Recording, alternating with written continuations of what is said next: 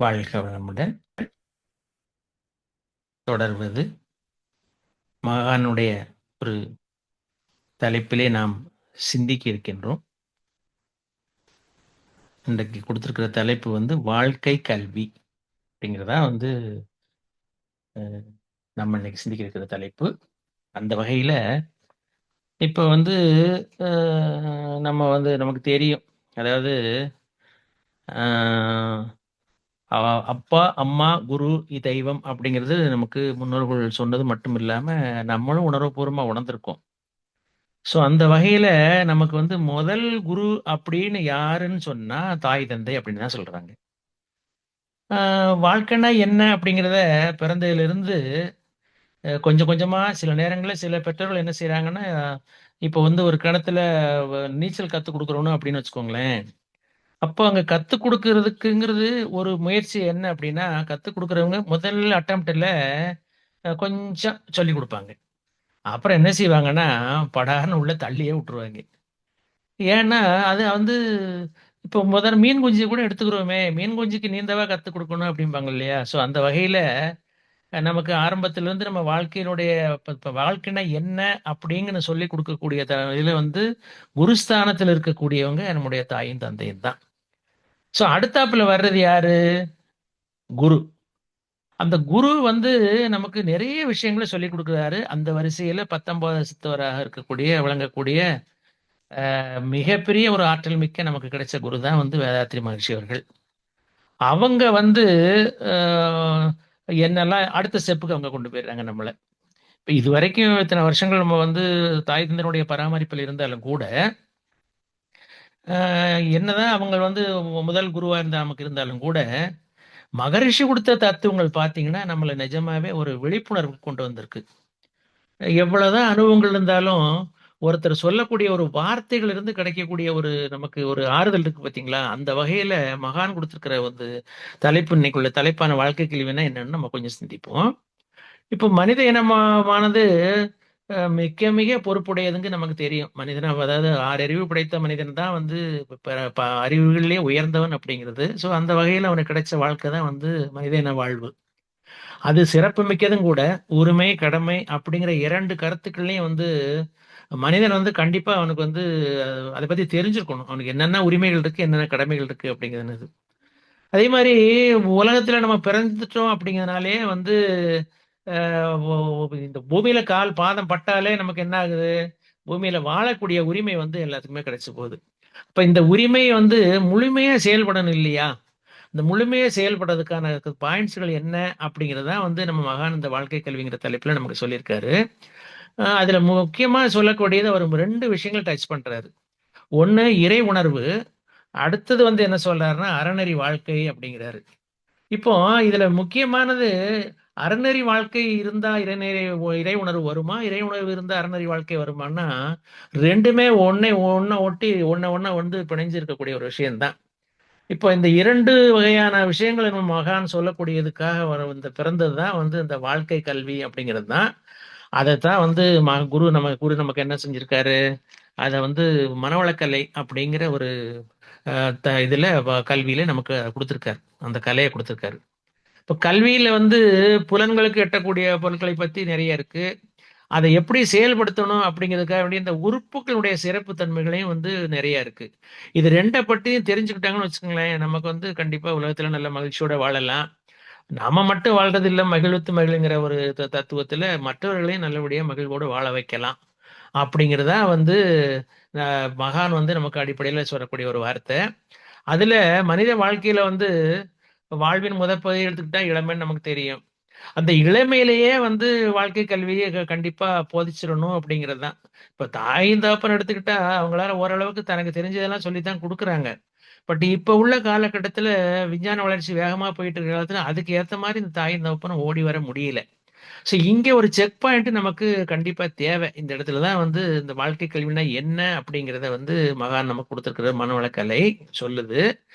எந்த நாடு இளைஞர்களிடம் வாழ்க்கை கல்வியை காலம் தவறாமல் போதித்து வருகின்றதோ, இது மகான் நமக்கு சொல்லக்கூடிய வார்த்தை. எந்த நாடு இளைஞர்களிடம் வாழ்க்கை கல்வியை காலம் தவறாமல் போதித்து வருகிறதோ, அந்த நாடுதான் எல்லா துறைகளிலும் செழிப்பும் சிறப்பும் உடையதாக இருக்கும் அப்படிங்கிறதாரு நம்ம குரு. ஸோ இந்த மனவளக்கலை வந்து என்ன செய்யுது அப்படின்னா, இந்த வாழ்க்கை கல்வியே நமக்கு குடுத்துருக்குது அப்படிங்கிறதுக்கு மகான் சொன்ன ஒரு சின்ன ஒரு உதாரணம் இது. இந்த வளரும் நாடுகள பார்த்தா, அங்க முழுக்க முழுக்க எந்த அளவுக்கு வந்து பிராக்டிகலா எப்படி எப்படி வாழ்க்கையில எப்படி நடந்துக்கணும்ன்ட்டு உணர்ந்துக்கிட்டாங்களோ, அந்த அளவுக்கு தான் அவங்க அடுத்த ஸ்டெப்புக்கு போறாங்க அப்படிங்கிறது தான். இப்ப இதுல இன்னொரு விஷயம் என்ன சொல்லாருன்னா, மகான் எப்படி இறை உணர்வு அறநெறின்னு சொல்லும்போது, அறநெறியில இந்த ஒழுக்கம் அப்படிங்கிறது மிக மிக ஸ்ட்ரெஸ் பண்றாரு நம்ம குரு. அது வந்து வாழ்க்கை கல்வியில முதல் பாயிண்டா இருக்கக்கூடியதே ஒழுக்க கல்வி அப்படிங்கிறது தான். இத கூட திருவள்ளுவர் பெருந்தகை என்ன சொல்றாரு பாருங்களேன், இந்த ஒழுக்கத்தை பத்தி வரும்போது, "ஒழுக்கம் விழுப்பம் தரலான், ஒழுக்கம் உயிரினும் ஓம்பப்படும்" அப்படிங்கிறார். அப்போ ஒழுக்கம் எப்பவுமே வந்து மிகப்பெரிய ஒரு மேன்மை தரும் அப்படிங்கிறது தான் நம்மளோட நம்ம மகான்கள் வந்து நமக்கு சொல்லக்கூடிய கருத்துக்கள்ல திருவள்ளுவர் பெருந்தகையும் சொன்னது. அதுல என்ன சொல்றாருன்னா, இந்த குறள் உள்ள விளக்கம் என்னன்னா, "ஒழுக்கமே உயிரினும் மேலானதாக காக்கப்படும்" அப்படிங்கிறது தான் வந்து திருவள்ளுவர் பெருந்தகை சொல்லக்கூடியது. ஆக இந்த ஒழுக்க கல்வி எல்லாருக்கும் நமக்கு தேவைதான் அப்படிங்கிறது. ஒழுக்க கல்விங்கிறது என்ன? நல்லொழுக்கங்களை கடைப்பிடிப்பது. அந்த கடைப்பிடிச்சத வந்து அப்படியே பழக்கமா மாத்திக்கிறது. இது குருவினுடைய தத்துவம் இது. அப்ப இப்படி ஒரு நல்ல குணங்களை வந்து நம்ம இப்ப ஒழுக்க கல்வியிலிருந்து வரக்கூடிய நல்ல குணங்களை நமக்கு கடைப்பிடிக்க ஆரம்பிச்சோம்னு சொன்னால், அதுதான் குணநலப்பேறு அப்படிங்கிறது அடுத்த ஸ்டெப்புக்கு போயிறாரு நம்ம குரு. அப்போ இதுலெல்லாம் வந்து நம்ம முழுமை அடைஞ்சால் தான் நம்மளுடைய வாழ்க்கை பிறவியின் நோக்கம் என்ன அப்படிங்கிறதுனா, இறைநிலையோடு ஒண்ணா நம்ம கலக்கணும் அப்படிங்கிறது தானே. ஸோ அந்த இது இறை முழுமை பெற அடையும் போது அடையதுக்கான ஒரு அடிப்படையான ஒரு படிகள் தான் வந்து படிகள்ல முதல்ல நிக்கிறது இந்த குணநல பேரு. அறிவின் முழுமை பேறு கண்டிப்பா நமக்கு இறைநிலையோடு உணரக்கூடிய தன்மை வரும்போது, அதுக்கு முன்னாடி ஒரு ஸ்டெப் என்ன சொல்றாருன்னா, அறிவு வந்து முழுமை பெறணும் அப்படிங்கிறது. அதுக்கு அடிப்படை என்ன சொல்றாருன்னா, சமுதாயத்துக்கு தொண்டு செய்யணும் அப்படிங்கிறது தான்.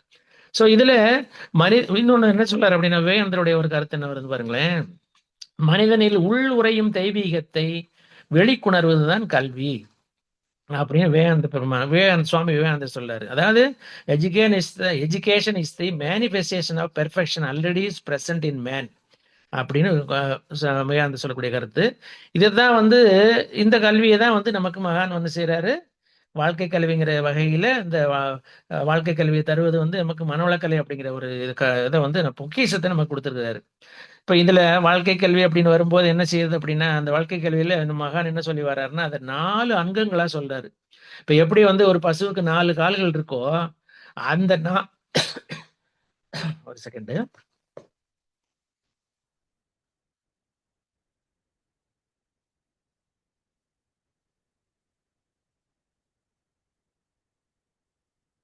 வாழ்க வளமுடன்.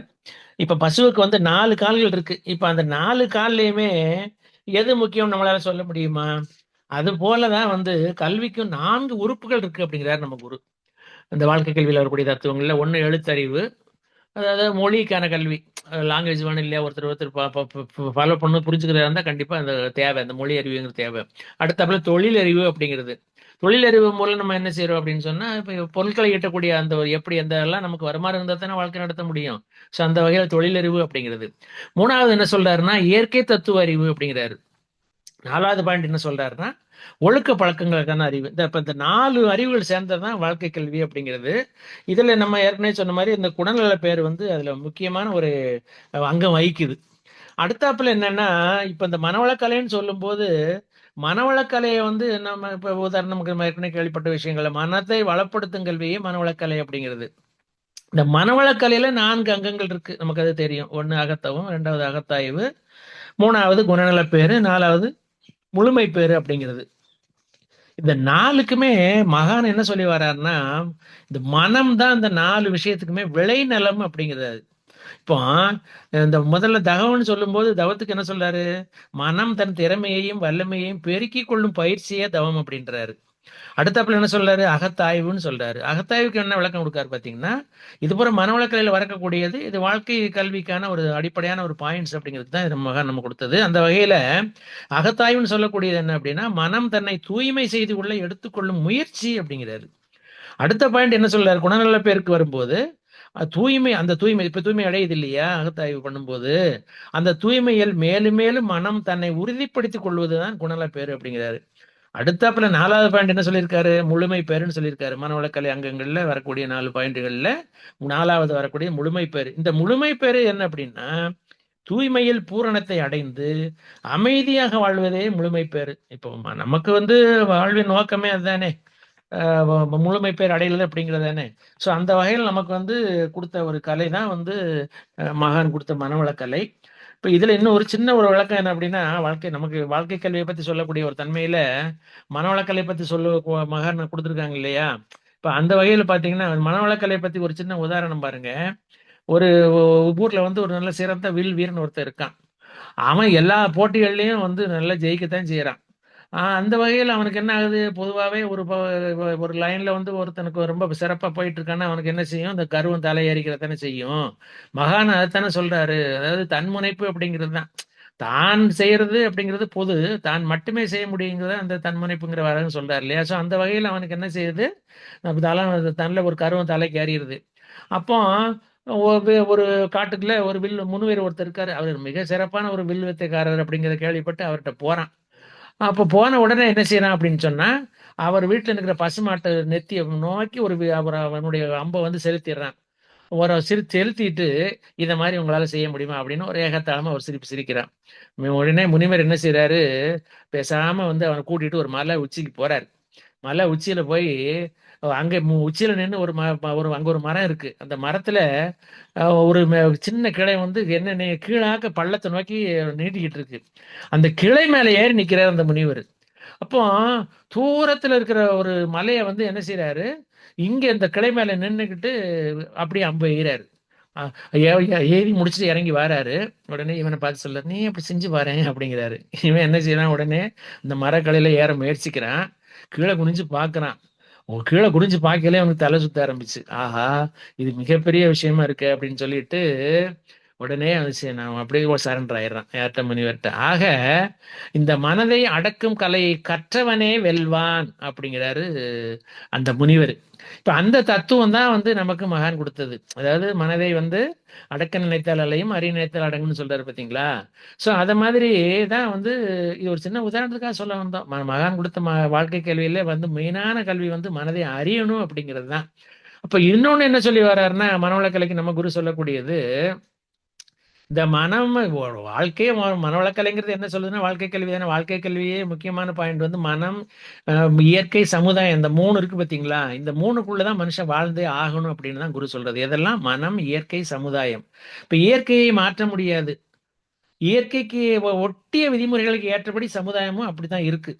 இதை வந்து புரிஞ்சுக்கணும் அப்படிங்கிறது தான். இதை புரியறதுக்கு தான் அந்த மனதை வந்து நம்ம வந்து அதை செம்மப்படுத்தணும். அப்படின்னு அதை செம்மப்படுத்திட்டோம்னா அந்த நம்மளுடைய விருப்பப்படி மனசு வந்து நடக்கணும். இப்ப மனசு சொன்னதை நம்ம கேட்கக்கூடாது. நம்ம என்ன சொல்றோமோ அதான் மனசு கேட்கணும். அப்ப இப்படி கேட்கும்போது என்ன செய்யுது அப்படின்னா, அந்த நம்ம என்னெல்லாம் நம்ம நினைக்குமோ அதெல்லாம் வந்து அந்த மனசு நடத்தி காமிச்சிடும், நமக்கு நடத்தி கொடுத்துரும். அப்ப இதுக்கான பயிற்சி, இந்த மன சம்பந்தப்பட்ட பயிற்சி தான் வந்து மனவளக்கலை. அதைத்தான் யோகம் அப்படின்னு சொல்றாங்க. அதே மாதிரி இந்த மனமானது என்ன செய்யுது, சில சில நேரம் அப்பப்பங்க செய்யத்தான், தவறுகள் கொஞ்சம் கொஞ்சம் அப்பதான் செய்யத்தான் செய்யுது. அதே போல இன்னைக்கு செய்யக்கூடாது அப்படிங்கிற நிலைக்கு கொண்டு வர்றது பார்த்தீங்களா, அதை தீர்மானிக்குது மனதான். அப்ப அந்த மனதை கட்டளையிடுவதற்கான பயிற்சி தான் வந்து நமக்கு இந்த மனவளக்கலை அப்படிங்கிற ஒரு யோக பயிற்சி. அப்ப அதை என்ன செய்யணும் அப்படின்னா, அந்த மனசை வந்து நம்ம பழைய நிலையிலே வைக்காம புது பாதையில அதை எப்படி கொண்டு போக முடியும், மனசுல உள்ள குறைகள் எல்லாம் எப்படி நீக்க முடியும், அதே மாதிரி நீக்கும் போது நமக்கு வந்து இருக்கக்கூடிய ஒரு மனநிலை வந்து செடியா இருக்கிறது, கன்ஃபார்மா இருக்கக்கூடியது. அதை நம்ம வெளியில இருந்து யாரோ வந்து நம்ம அதை செய்யக்கூடிய ஒரு வாய்ப்பெல்லாம் அதுல இல்லை அப்படிங்கிறத மகான் தெளிவா சொல்றாங்க.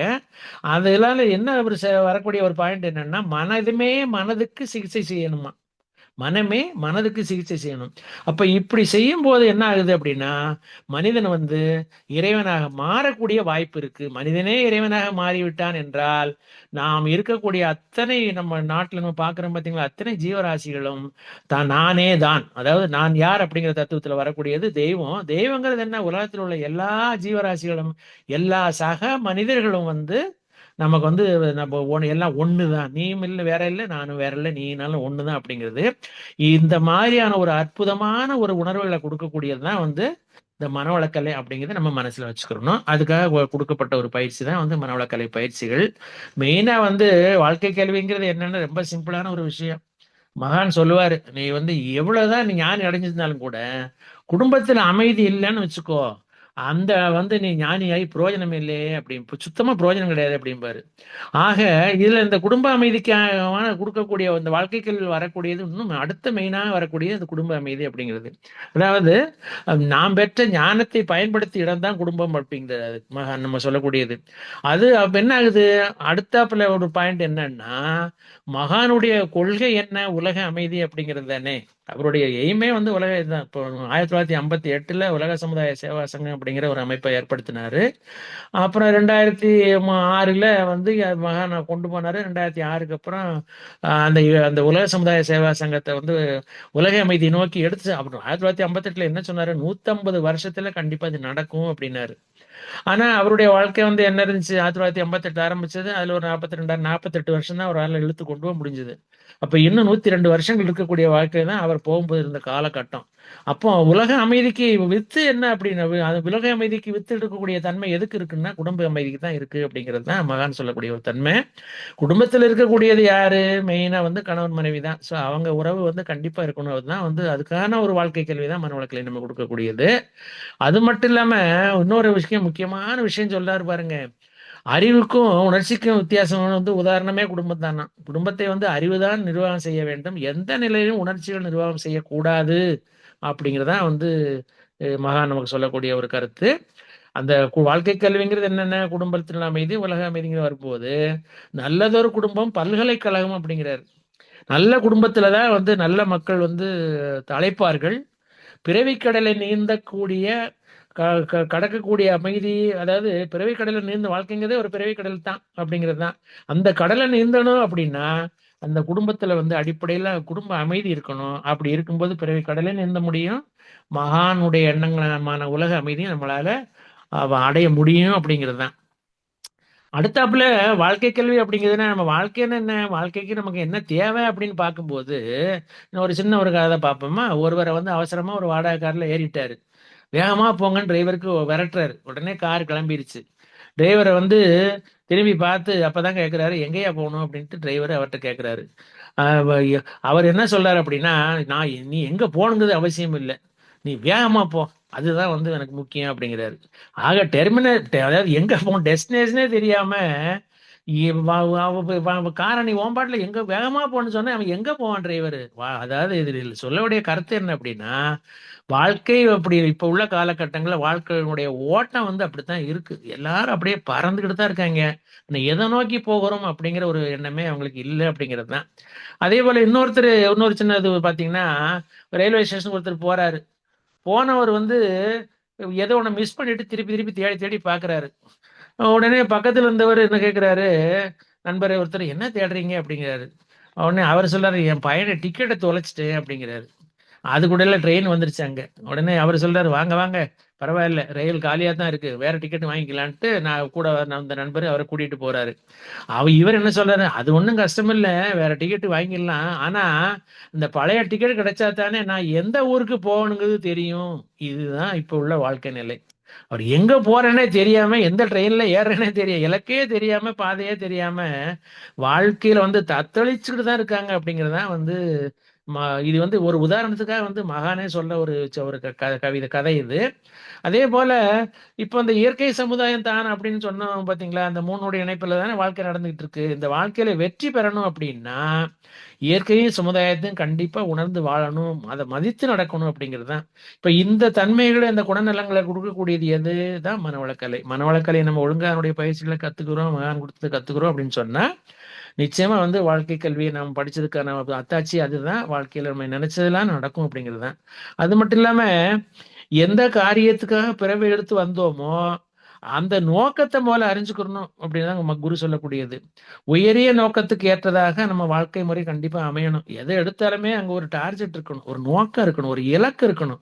அந்த இலக்கு இருக்கும்போது தான் நம்ம அந்த இடத்த வந்து அடையிறதுக்கான உத்வேகங்கள் நம்ம மனசுல கண்டிப்பா உண்டாகும்.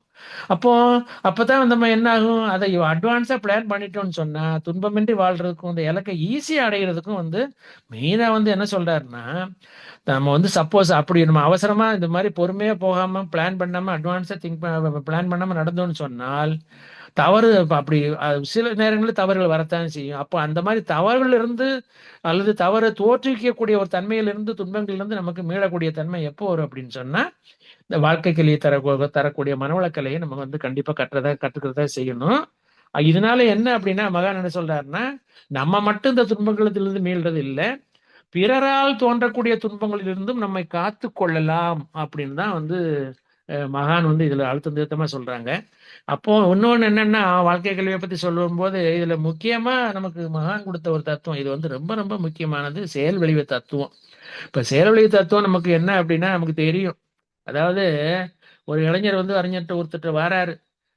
நாம் செய்ய நினைக்கும் செயலில் என்னால் எப்போது சாதிக்க முடியும்னு கேட்ட உடனே அஹ், உடனே இவர் என்ன சொல்றாரு அப்படின்னா, அறிஞர், உன் முழு பலத்தையும் திரட்டி தொடர்ந்து போராடும் போது சாதிக்க முடியும் அப்படிங்கிறாரு. உடனே ஒரு குளத்துக்கு கூட்டி போறாரு. அங்க போன உடனே அவர் அவங்க வந்த ஆள வந்திருக்காரு இல்லையா, அவர் தலைய முடிய பிடிச்சி தண்ணிக்குள்ள மூழ்க அடிக்கிறாரு அறிஞர். அவன் மூச்சு விடாம திணறிட்டு வரான். திணறி வந்து மேல எழுந்த உடனே ஆளை விட்டா போதும், மூச்சு தப்பிச்சா உயிர் தப்பிச்சா போதும் அப்படின்னு சொல்லிட்டு பயந்து போய் வெளியில வரான், திமிரிட்டு வரான்.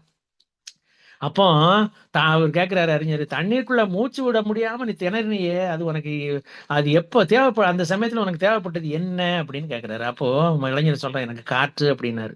அப்போ அந்த காற்றுக்காக முழு பலத்தையும் பயன்படுத்தி நீ எப்படி இப்போது முயற்சி செய்தாயோ அதே போல வெற்றிக்காக முயற்சி செய்ய அப்படின்னாரு. ஆக முழு பலத்தையும் திரட்டி தவறுகள் இல்லாத முயற்சிகள் செய்துதான் வந்து செய்யணும் அப்படிங்கிறதா மகான் நம்ம கொடுத்த தத்துவம். ஸோ இந்த வகையில வாழ்க்கை கல்வியில வந்து நமக்கு வந்து கத்துக்கக்கூடிய விஷயங்கள் நிறைய கொடுத்துருக்காங்க. பட் இன்னைக்கு நமக்கு சிந்திக்கக்கூடிய நேரத்துல இந்த நேரத்துக்குள்ள இவ்வளவு பாயிண்ட்ஸ் தான் நம்மளால சொல்ல முடியுது. முடிவா என்ன சொல்றோம் அப்படின்னா, நம்ம செய்யக்கூடிய தவறுகள் தான் வந்து துன்பமாக முளைக்கின்றன. இனி துன்பம் வராமல் தவிர்ப்பதற்கு இனியேனும் தவறு செய்யாமல் வாழ்வோம், அதற்கான விழிப்புணர்வோடு வாழ்வோம். அதை வாழ்க்கை கல்வியை என்கிற மனவளக்கலை கொடுத்த நம்ம வாழ்க்கை கல்வியை நம்ம அனைவரும் பயின்று வாழ்வில் அனைத்து உயர்வுகளையும் பெற்று நல்ல மனநிறைவோடு வாழ்வோம் என்று கூறி இந்த சிந்தனையை நிறைவு செய்து கொள்கிறோம். வாழ்க வையகம், வாழ்க வையகம், வாழ்க வளமுடன்.